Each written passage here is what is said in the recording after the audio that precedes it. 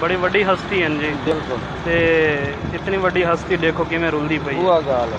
इत्थां चवल चवल लोग जड़े ने मीडिया की जीनत बने हुए हैं। सही गल है। ये शाकर शुजाबादी साहब हैं, देखो केड़े हाल च। बिल्कुल यह गल है। ये साडे मुल्क दा अलमी है। ये देखो वो गल है भाई। ये हुण वेंदे पे ने इन्हां दी मैं लत्त पुट सैट करना इत्थे रखदा। ये हाथ खराब है इन्हां दा। ये हाथ खराब है।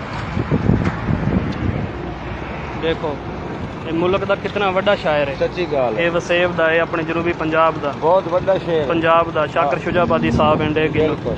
ये हाल है पाकिस्तान दे। ये कितना वड्डा शायर जेदे गाने गा गा के लोग मशहूर थी गए। बिल्कुल। शेर शेर पढ़ पढ़ के रोज़ा खांदे पिन लोग। ते ओ इत्थां रुल गया मोटरसाइकिल ते वेंदा पिया दवाई घिनण कहण दे पिछे।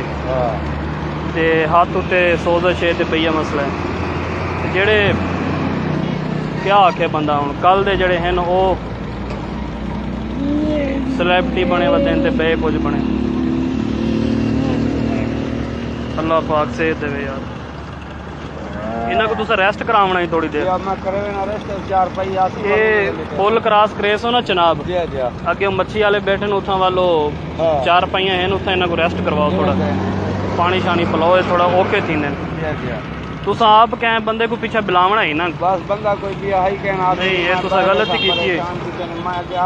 लाजमी कहें को बुलावना ही बंदा कहनी तुम्हारी नजर बंदा आवने वाले त्रै बंदे होवो ना ये दरम्यान जिमें मर्जी बैठा रहे तो कोई रस्सा ना बंधना पवे।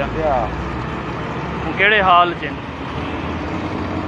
ये साढ़े बस मुल्क का बंदा क्या आखे इतना बड़ा नामवर शायर है इस इलाके का पूरे पाकिस्तान का। बिल्कुल। 5 अक्टूबर है 26 अक्टूबर है आज।